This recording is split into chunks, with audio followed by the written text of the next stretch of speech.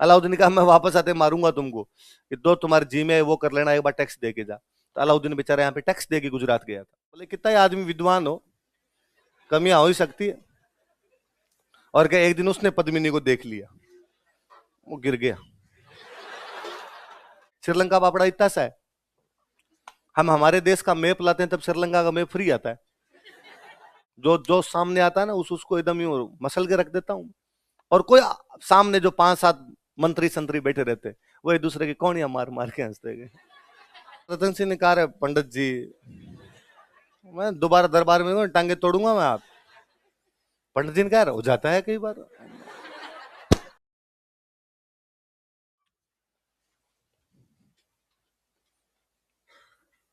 लिखो पद्मिनी।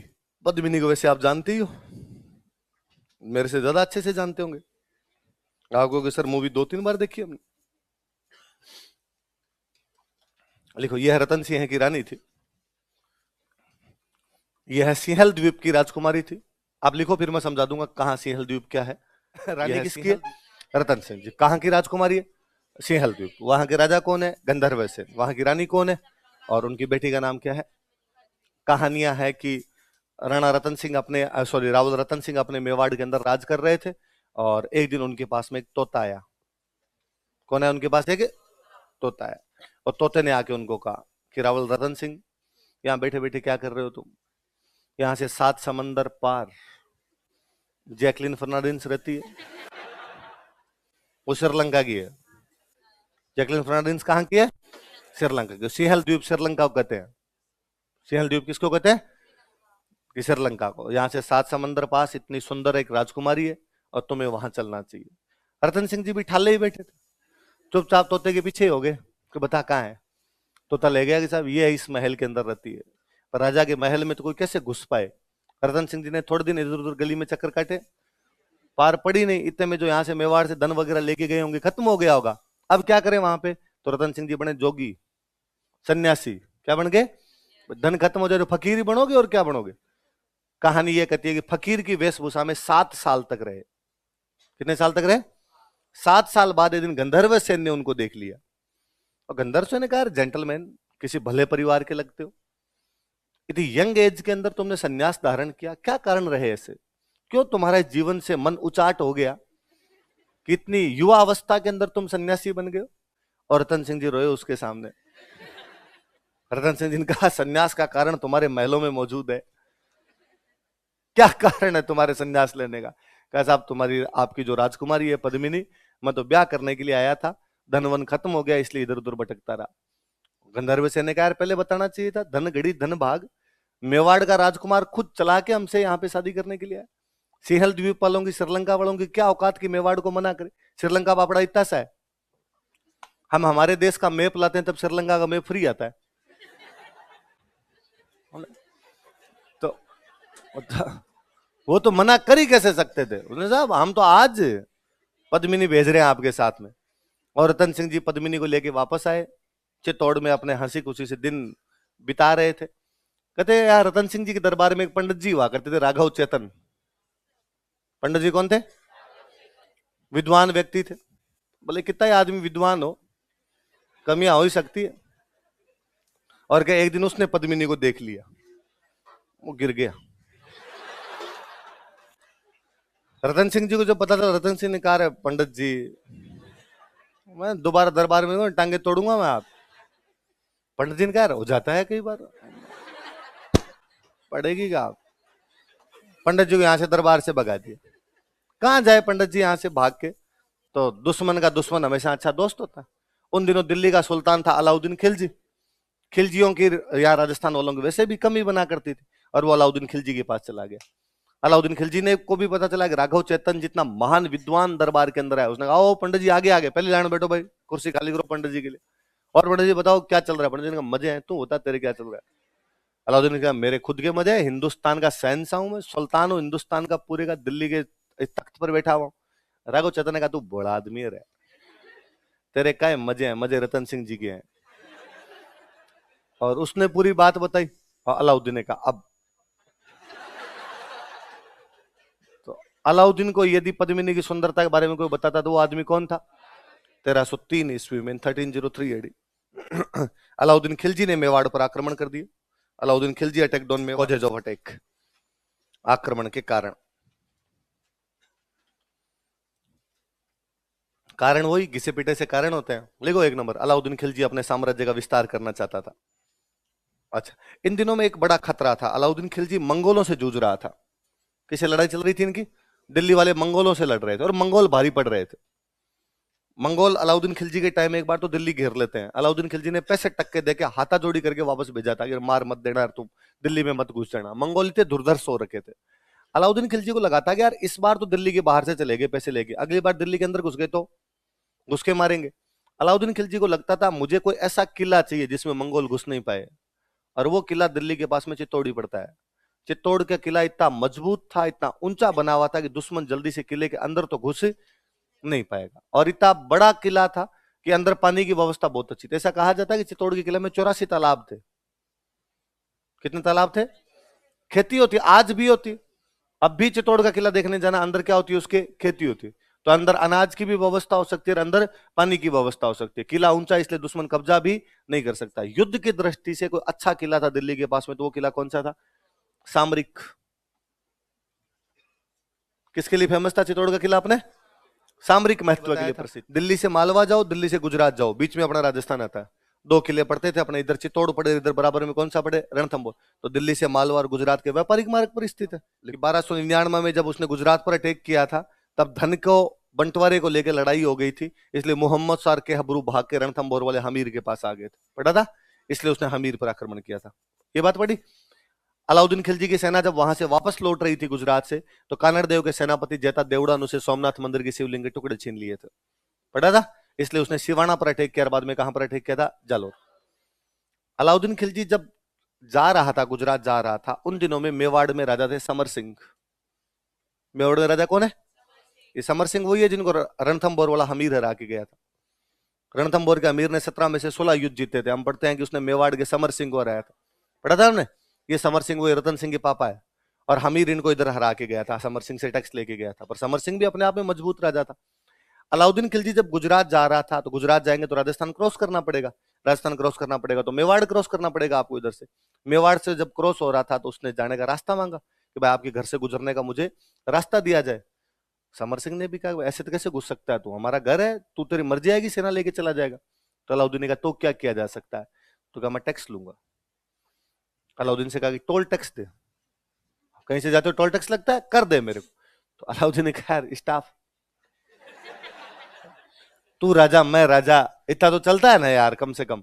समर सिंह ने कहा ना कोई स्टाफ नहीं, पूरा लगेगा इधर तो।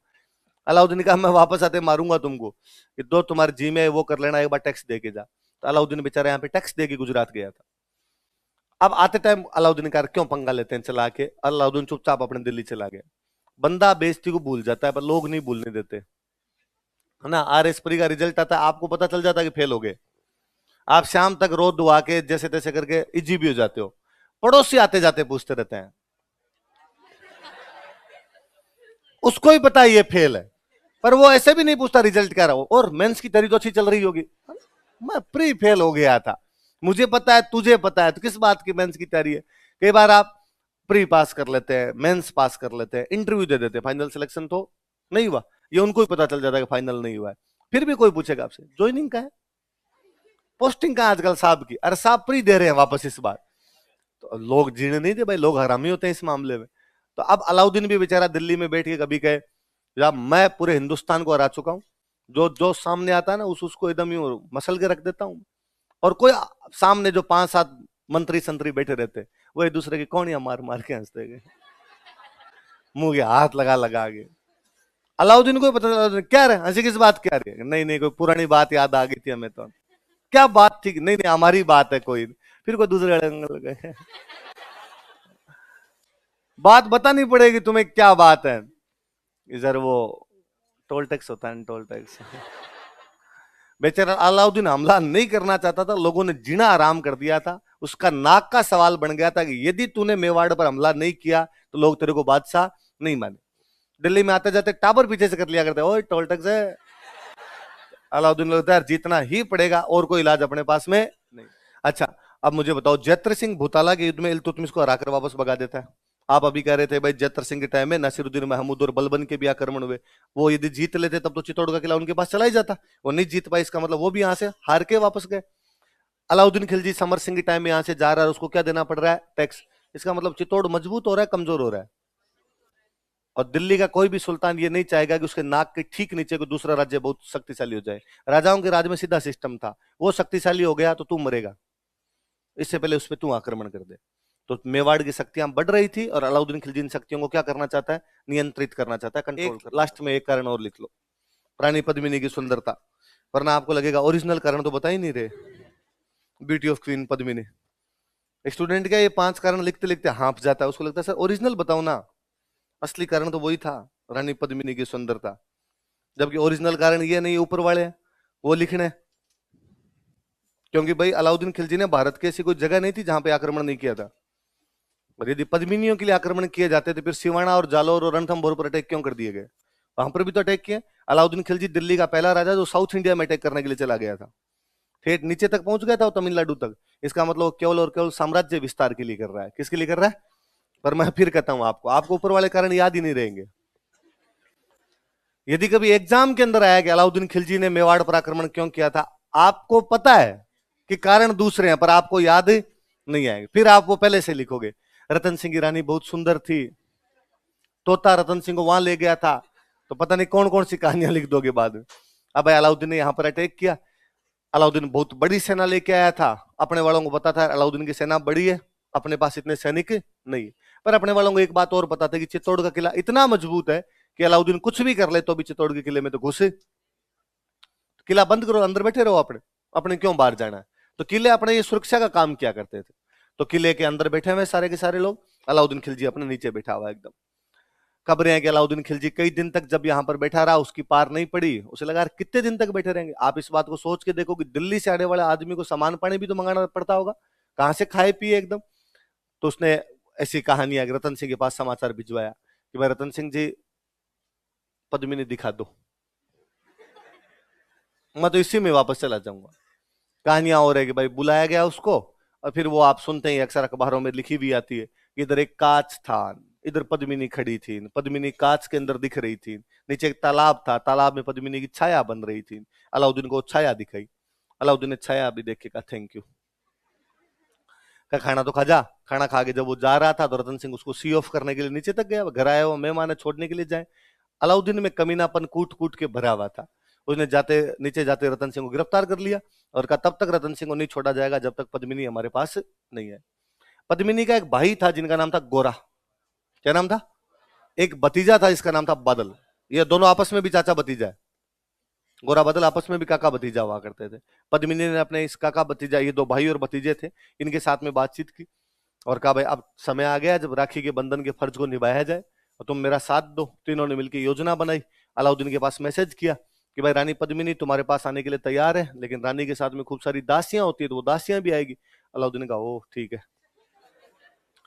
पहले रानियां पैदल तो जाती नहीं थी, पालकी में बैठकर वैसे जाया करती। तो पालकी में कहते हैं भाई, पालकी में आगे आगे वाली पालकी में तो पद्मिनी को बिठा दिया, पीछे वाली पालकी में किसी महिला वहिला को तो बिठाया नहीं उन्होंने, सब में सैनिक बिठा दिए। नीचे 4-4 आदमी उठाने वाले चाहिए, वो चारों सैनिक हो गए, पालकी के अंदर भर लिया हथियार। वहां नजदीक पहुंचे, कहा भाई पद्मिनी अंतिम बार रतन सिंह जी से मिलना चाहती है। कहा भाई मिला दो, रतन सिंह जी वहां कैंप में बंद है, मिलाओ। 2-4 बॉडीगार्ड खड़े थे। कहा जाता है पद्मिनी जितनी सुंदर थी उतनी उतनी बुद्धिमान, उतनी उतनी बहादुर थी, वो 5-7 बॉडीगार्ड को मार देती है और मार के रतन सिंह को लेके वहां से फरार हो जाती है। अलाउद्दीन को जब तक पता चला कि पद्मिनी तो गई, वो गई, साथ में रतन सिंह और ले गए। वो लड़ने के लिए तैयार हुए, तब उनकी सेना का सामना करने के लिए तैयार कौन खड़े थे? गोरा। और कहानियां ये कहती है कि गोरा लड़ाई में मारा जाता है, बादल बाकी सेना को लेके वापस आता है, किले के अंदर घुस जाते हैं, वापस किले के गेट बंद कर लेते हैं। अब अलाउद्दीन खार खा गया और अलाउद्दीन को लगा कि यार ये तो भयंकर नुकसान है, गजब बेइज्जती भी अपनी तो इधर आ गई। अलाउद्दीन 8 महीने घेरा डालता है यहाँ पे। कितने महीने घेरा डालता है? उसने कहा मैं जाऊंगा ही नहीं, मैं देखता हूँ कितने दिन तक किले से बाहर नहीं निकलोगे। 8 महीने के घेरे के बाद चित्तौड़ के किले का अनाज खत्म हो गया। अंदर स्टॉक कितने दिन तक रह सकता है आपके? नई फसल तो आएगी तब आएगी, स्टॉक तो कितने दिन तक रखा रखा जा सकता है? पानी खत्म होने लग गया, अनाज खत्म होने लग गया अंदर के किले का। तो कहा अब भूख और प्यास से मरेंगे, इससे अच्छा आपने क्या कर ले, लड़ाई। ऐसी लड़ाइयों को मैंने बताया था, बोलते थे साका। क्या बोलते थे? साके में 2 चीज होती है, एक होता है जोहर और एक क्या होता है? जौहर कर लिया पद्मिनी ने और केसरिया कर लिया आपके रतन सिंह। रतन सिंह के सेनापति थे वो कौन थे? गौरा और कहते हैं उसने जब चित्तौड़ पे कब्जा किया तो किला बहुत बड़ा था, किले में पब्लिक रहा करती थी अंदर, और जब भी युद्ध वगैरह होने वाला होता तो बाहर की पूरी पब्लिक को भी अंदर ले आते। भाई जनता की रक्षा करने की जिम्मेदारी किसकी? राजा की। और पब्लिक बाहर है, पब्लिक यदि बाहर बैठी रहेगी तो बाहर वाला आक्रमणकारी उनको तंग करेगा, तो सारी की सारी पब्लिक को अंदर शिफ्ट कर लिया करते थे। ऐसा अनुमान लगाया जाता है कि चित्तौड़ के किले में 30,000 लोग आ जाते हैं। कितने लोग आ जाते हैं? अलाउद्दीन अंदर घुसार, उसका बहुत नुकसान हुआ, साकों में सामने वाली पार्टी के भयंकर ही नुकसान हुआ करता था, क्योंकि जब भी कोई बंदा इस बात पे आके लड़ता है कि मुझे तो मरना ही है, इनको तो देख लू ढंग से, तो ढंग से मार के मरता है। अलाउद्दीन जब अंदर घुसा, उसे लगाया गया यार पूरा सेना अपनी नष्ट करवा ली थोड़े से सैनिकों के बलबूते, वो गुस्से के अंदर था, उसने 29,000 लोगों को कटवा दिया। इनको मारो रे सबको, और हो सकता है किसी एक आधे ने बाटा फेंका हो, इन 30,000 में भी किसी गुस्सा आ रखा हो यार हमारी पब्लिक को मारा, एक आधे ने किसी ने कुछ किया हो तो अलाउद्दीन पड़ा 30 के 30,000 बाहर निकाले, कहते हैं गर्दनें कटवा कटवा के मुंडियां चिनवाई थी यहाँ पे। तो 30,000 लोगों का कत्लेआम करवाया था उसने यहाँ पे।